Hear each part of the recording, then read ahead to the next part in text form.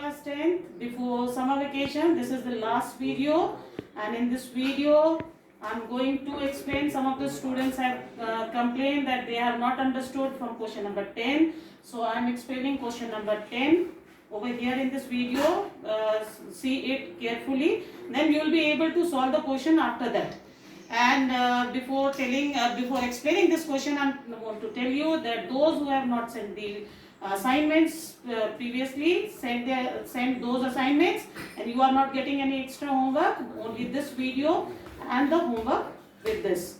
So I'm explaining this question. Just using componendo and dividendo, we have to solve this question. So according to componendo and dividendo, if we write a plus b into a minus b. This is the ratio of componendo and dividendo. So in this question, if we write over here using componendo and dividendo. So what we have done over here in the C, if a upon b is the ratio, then it can by using componendo dividendo we can write a plus b upon a minus b. So here also using componendo dividendo, this whole is the numerator and this whole is the denominator. So when we use componendo and dividendo, we write numerator plus denominator, numerator minus denominator. So we'll write down numerator first, that is under root 2 minus x plus under root 2 plus x. This is the numerator.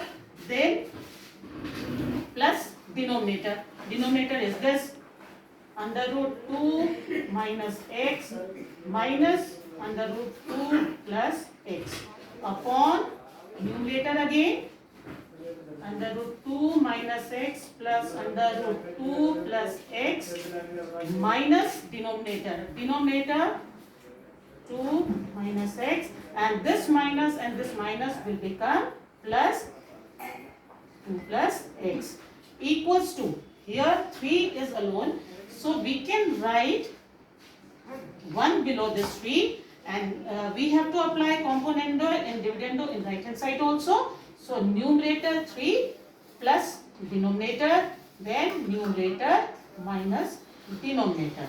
So see over here, 2 plus x and 2 plus under root 2 plus x and under root 2 plus x will be cancelled because one is plus, the other is minus. Similarly here in denominator, under root 2 minus x will be cancelled. So if we add these two, we get twice of under root 2 minus x upon twice of under root 2 plus x equals to 4 upon 2.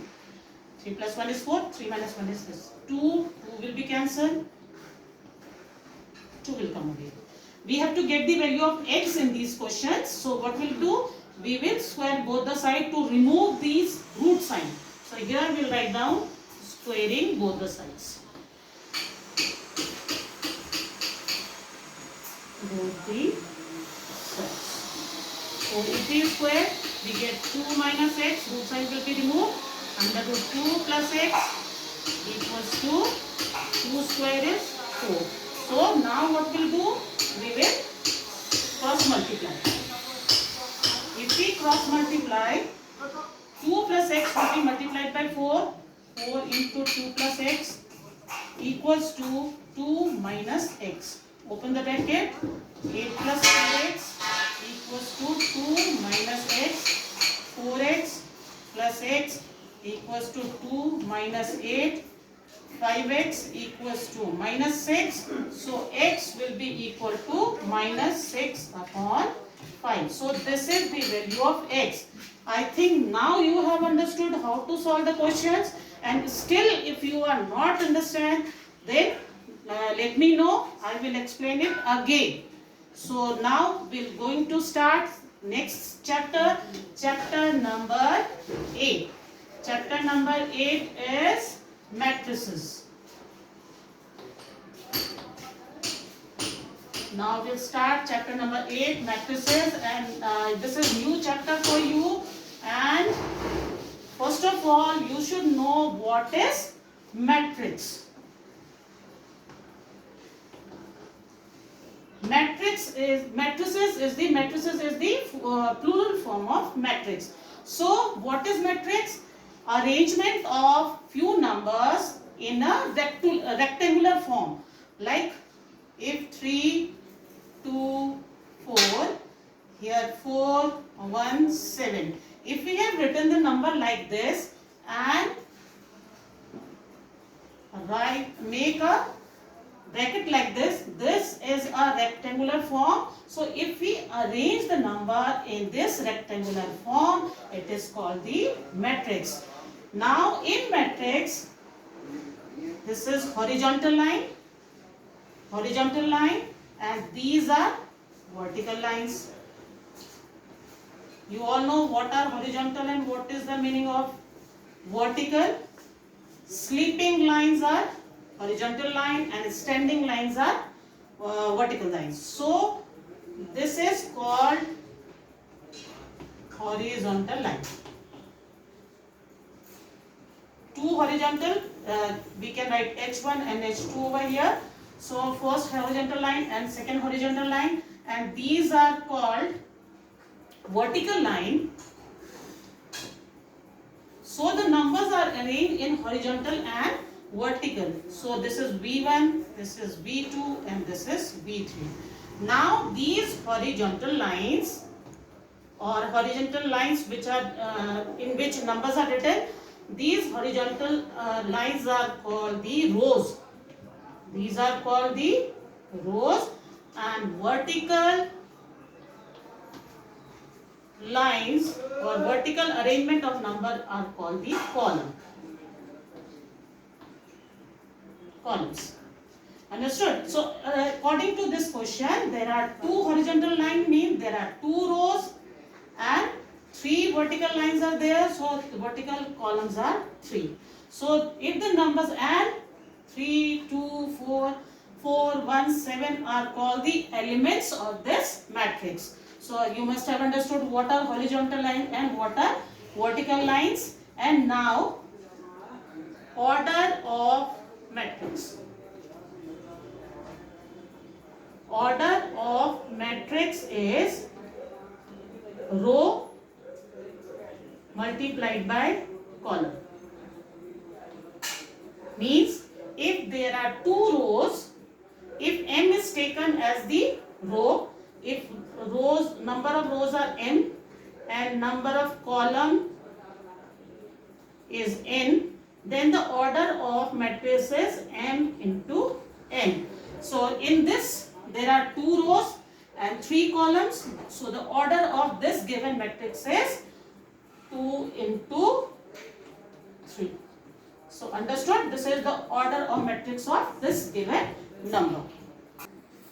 Now types of matrix. The first one is row matrix. In this row matrix, only one, if a matrix has only one row, 3, 5, 7, only one row is there and 3 columns are there. So this kind of matrix is called row matrix. And if the same number are arranged in this manner, only one column is there. If the number of column is only one, then this is called column matrix. Then comes square matrix. In square matrix, if the number of rows equals to the number of column. Number of rows are 2 and number of columns are also 2. If the number of columns and rows are equal, then it is called square matrix. And next is 0. If all the elements of the matrix is 0, then it is called 0 matrix. And in unit matrix, if the diagonal, this is called the diagonal, if the diagonal are unit or 1, then this type of matrix is called unit matrix. Now I am explaining the question of 8.1 exercise. In this you have to find out the value of x. Two matrices are said to be equal if their corresponding elements are equal. So if these two matrices are equal, then this first element of this matrix is equal to 1 and minus y equals to 2. We have to find out the value of x here. So we know that 3x plus y equals to 1 and minus y equals to 2. If minus y equals to 2, then y will be equal to minus 2. So if we put this value over here, we can get the value of x. So 3x minus 2 equals to 1. 3x equals to 1 plus 2, and x will be equal to 3 upon 3, which is equals to 1. So in this manner, you can find out the value of x and y if two matrices are given equal. So I think you will be able to solve the question of this 8.1 exercise. And in 8.2 exercise, addition is there. You have to add the corresponding elements together. That will continue in the next video. So those who has not done the previous assignments, complete your previous assignments and the question of 8.1 exercise, and keep in touch with the studies. And if you have any problem, just let me know, and I'll try to explain those questions in the next video. Now class 10, one of the student has told me to explain this question number 16. So I'm explaining this question number 16 of 7.3 exercise. So here also you have to use the componendo and dividendo procedure. So here you will write down using componendo and dividendo. As I told you earlier that in componendo and dividendo you have to write down the numerator first, then add the denominator, and then again the numerator in here minus denominator.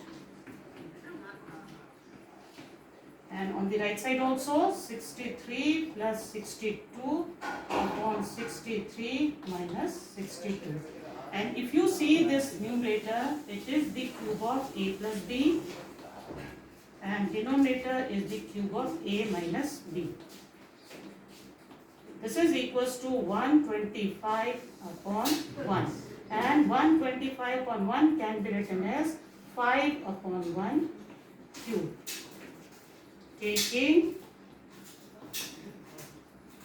cube root of both the sides,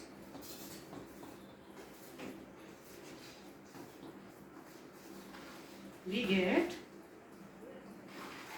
a plus b upon a minus b is equals to 5 upon 1. Here we have to find out the ratio of AB, means A is to B.